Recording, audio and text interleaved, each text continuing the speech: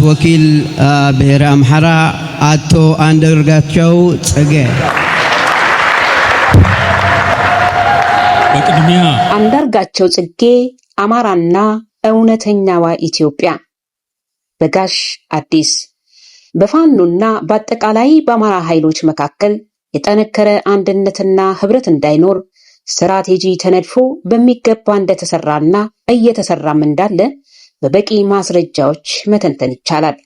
በተለይም ትግሉን እነንትና ካልመሩት እነከሌ መጥፋት አለባቸው፣ እከሌ አማራ አይደለም፣ እከሌ ደግሞ ብልጽግና ነው ወዘተ የሚሉት ክፍፍሎች እውነትነት ያላቸው ቢመስሉም በዋናነት ግን በአገዛዙ የደህንነት ቢሮ የሚመሩ ነበር፣ አሁንም ናቸው። ከነዚህ መካከል አሁን ጎላ ብሎ የወጣው እና አንዳርጋቸው ጽጌ የአማራን ትግል መምራት አለባቸው የሚለውና በፍጹም አንዳርጋቸው ጽጌማ ጸረ አማራ ርዕዮት አራማጅ ነው የሚሉት ናቸው።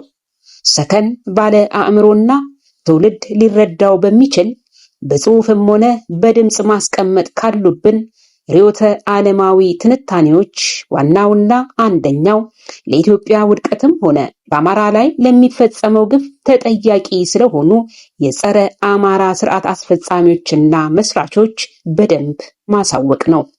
ስርዓትን ለመለወጥም ሆነ ወንጀለኞችን ወደ ፍርድ ለማቅረብ በአጠቃላይ ትግልን በሚገባ ግቡ ለማድረስ ጠላቴ ማን ነው የሚለውን ከስር መሰረቱ መገንዘብ ይገባል። አሁን ያሉት ጠላቶቻችን የምንላቸው ከየት እንደመጡ የትኛው ስርዓት እንደወለዳቸውና ፊት ለፊት እንዲወጡ ህጋዊ ሰውነት ማን እንደሰጣቸው ካላወቅን መርዙን ከሰንኮፉ ማውጣት አንችልም።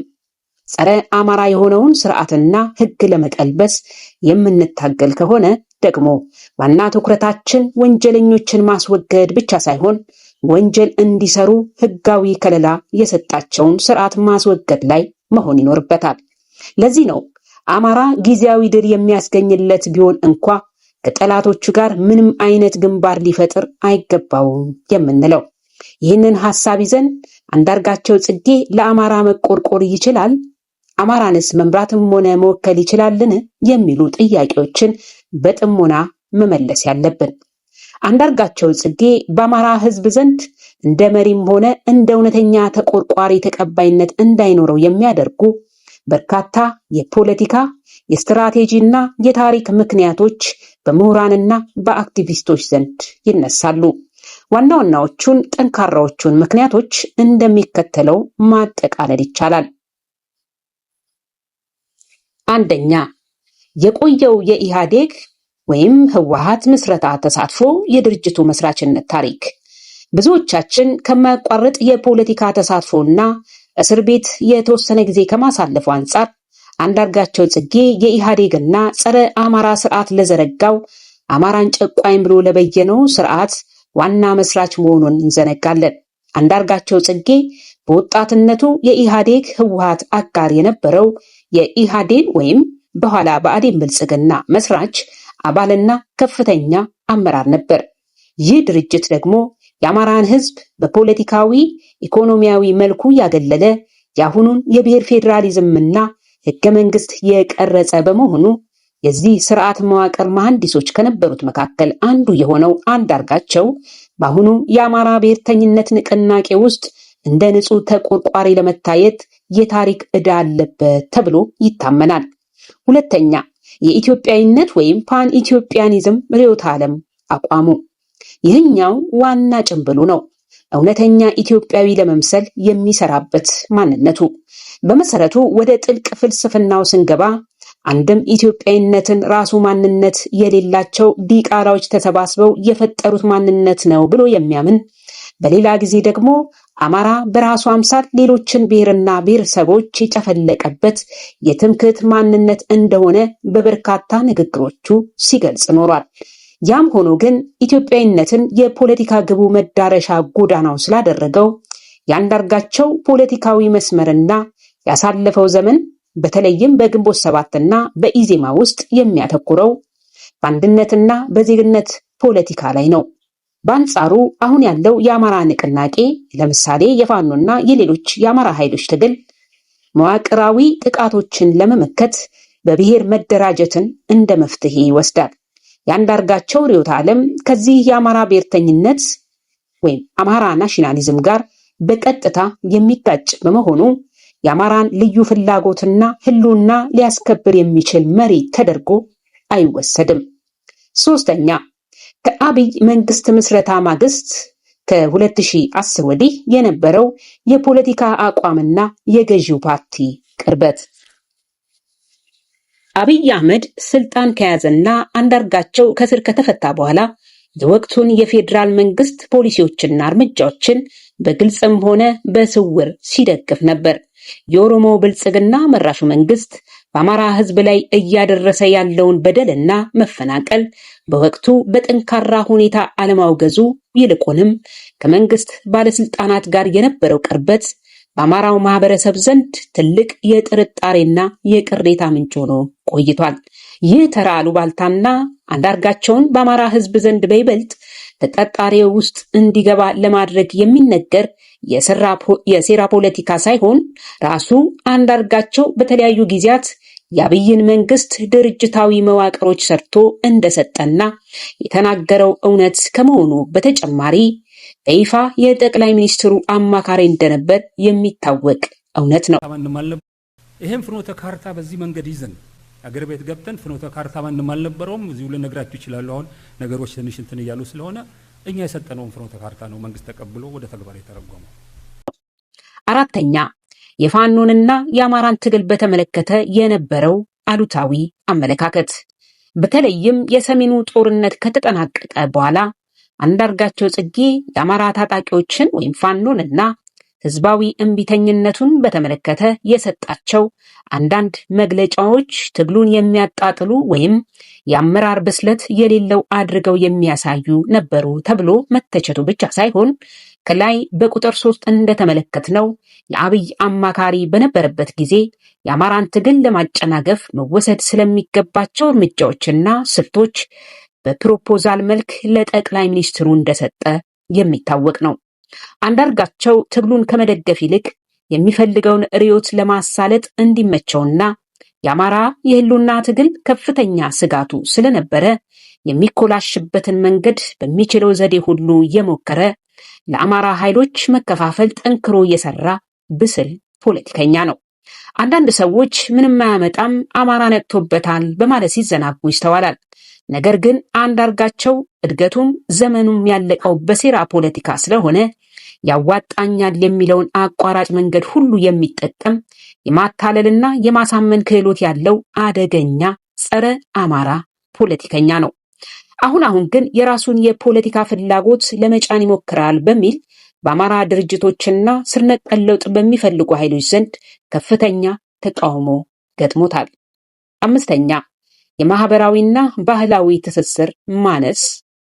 አንዳርጋቸው አብዛኛውን የፖለቲካ ህይወቱን ያሳለፈው በምዕራባውያን ሀገራት በስደትና በአዲስ አበባ የከተማ ፖለቲካ ውስጥ ነው። በአንጻሩ የአሁኑ የአማራ ብቅላይ መሪዎችና የትግል አውዶች ከገጠሩ ከሀገረሰቡ ባህል፣ ከሃይማኖታዊ እሴቶችና ከቀጥተኛው ተጨባጭ መሬት የበቀሉ ናቸው። ይህ የባህል የልምድና የትስስር መራራቅ አንዳርጋቸው የአማራን ህዝብ ስነ ልቦናና ጥልቅ ፍላጎት በሚገባ ተረድቶ ሊመራው እንደማይችል ማሳያ ተደርጎ ይወሰዳል። በአጠቃላይ አንዳርጋቸው ጽጌ የራሱ የሆነ የረጅም ጊዜ የፖለቲካ ታሪክና የትግል አሻራ ቢኖረውም የሱ የፖለቲካ ፍልስፍና ወይም ዜግነት ተኮር አንድነት ሆኖ እውነተኛ አንድነትንና እውነተኛ ኢትዮጵያዊነትን በስውር የሚቃረን እና ታሪካዊ አመጣጡ በአሁኑ ወቅት የህልውና አደጋ አጋጥሞኛል ብሎ ከሚያምነውና በብሔር ማንነቱ ላይ ካተኮረው የአማራ የህልውና ትግልና የፖለቲካ ንቅናቄ ባህሪ ጋር ፈጽሞ ሊጣጣሙ አይችሉም። በአንዳርጋቸው ጽጌ ላይ ከአማራ ብሔርተኞችና ምሁራን ዘንድ ለሚሰነዘሩት ጠንካራ ትችቶች ዋና ዋናዎቹ ማሳያዎች ከዚህ በታች የምጠቅሳቸውና ቀደም ሲል በተለያዩ መድረኮች መጽሐፍትና ቃለመጠይቆች ላይ የሰጣቸው የራሱ መግለጫዎች ናቸው። እነዚህ አቋሞቹ በአማራው ማህበረሰብ ዘንድ የአማራን ህልውናና የታሪክ አሰፋፈር የሚክዱ ጸረ አማራ አመለካከቶች ናቸው። እነዚህን ነጥቦች በማስረጃና በማብራሪያ እንደሚከተለው ማየት ይቻላል። አንደኛ፣ አማራ የሚባል ነገድ የለም የሚለው አቋሙ። አንዳርጋቸው ጽጌ ቀደም ሲል በነበሩት የፖለቲካ ትንታኔዎችም ሆነ በቅርብ ዓመታት በሰጣቸው ቃለመጠይቆች አማራን እንደ አንድ ወጥ ብሔር ወይም ነገድ ከመውሰድ ይልቅ እንደ ባህልና ስልጣኔ ወይም ቋንቋን መሰረት ያደረገ ሰፊ ማህበረሰብ አድርጎ የመውሰድ ዝንባሌ ያለው። የሱ እምነት የአማራ ማንነት በዘር በደም ትስስር ላይ የተመሰረተ ሳይሆን የተለያየ የኢትዮጵያ ሕዝብ በሂደት የተዋሃደበትና የጋራ ባህልና ቋንቋ የፈጠረበት ማንነት ነው የሚል ነው። ይህ አመለካከት በአሁኑ ወቅት በአማራ ሕዝብ ላይ እየደረሰ ያለውን በማንነት ላይ ያተኮረ ጥቃት፣ ማፈናቀልና ግድያ የሚያቃልል ወይም የጥቃቱን ሰለባዎች ህልውና የሚክድ ተደርጎ ይወሰዳል። ሕዝቡ በአማራነቱ እየተጠቃ ባለበት ሰዓት አማራ የሚባል ነገድ የለም ማለት ሕዝቡ ራሱን ለመከላከል የሚያደርገውን ተጋድሎ ማዳከም ነው። ባጭሩ እየተካሄደ ያለውን የአማራ የዘር ጭፍጨፋ ይክዳል ወይም ለመቀበል አይፈልግም ማለት ነው። ስለዚህ ይሄ የሚፈጥረው አንዱም አማራ እንደሌላው ዘረኛ በሆነ መንገድ ነገሮችን እንዲያይ ያደረገው ድርና ማጉ የተሰራበት መጀመሪያውኑ የደም ጥራት የሚባል ነገር የዛሬ አማሮች ነው እንደሚሞክሩት አማራ ከሚባል ነገድና ጎሳ በደም ጥራት መጣሁ ብሎ አፉን ሞልቶ ሊናገር የሚችል አንድ አማራ የለም። ውሸት አቃልቅ ይሄን እናልኩታል። አማራ የሚባል ማህበረሰብ አለው። አማርኛ ተናጋሪ በጎሳ ደረጃ በአማርኛ ቋንቋ ያሰባሰበው ማህበረሰብ ግን አለ። ይሄ ማህበረሰብ ሳይኮሎጂካሊ ግን የነገድ ማህበረሰብ ኖሮት አያውቅም። የጎሳ ማህበረሰብ ኖሮት ሁለተኛ አንዴ አማራ ነኝ ሌላ ጊዜ ኦሮሞ ነኝ የማለቱ ጉዳይ ይህ ነጥብ አንዳርጋቸው ካለው የተደበላለቀ ወይም የተወሳሰበ የቤተሰብ የዘር ግንድና የፖለቲካ አቋም ጋር የተያዘ ነው። አንዳርጋቸው በትውልድ ዳረጉ የቤተሰቦቹ መሰረት ከሸዋ ከአማራም ከኦሮሞም ወገን እንደሆነ በተለያዩ ጊዜያት ገልጿል። በተለይም በኢትዮጵያ ፖለቲካ ውስጥ ያለውን የብሔር ጽንፈኝነት ለመንቀፍ ሲፈልግ እኔ የትኛው ነኝ አማራ ነኝ ወይስ ኦሮሞ በማለት የብሔር ፖለቲካን ትርጉም አልባነት ለማሳየት ይሞክራል። ለአማራ ብሔርተኞች ይህ አይነቱ አቋም የማንነት መዋዠቅ ወይም ለፖለቲካዊ ትርፍ ሲባል ማንነትን መቀያየር ተደርጎ ነው የሚወሰደው። ህዝቡ ጽኑና የማይንገዳገድ መስዋዕትነት ሊከፍልለት የሚችል ቁርጠኛ መሪ በሚፈልግበት ወቅት ዛሬ አማራ ነኝ ነገ ኦሮሞ ነኝ የሚል መሪን እንደ አስተማማኝ ተሟጋች ሊቀበለው አይችልም። ሶስተኛ አማራን ጨቋኝ ነበረ በማለት የቆየውን ትረካ ማስተጋባቱ። ድመት መንቁሳ አመሏን አትረሳ እንዲሉ ይህ ትችት ከአንዳርጋቸው የግራ ዘመን ፖለቲካ ወይም የተማሪዎች ንቅናቄና የኢህአዴግ ህወሓት ምስረታ ታሪኩ ጋር በቀጥታ ይገናኛል።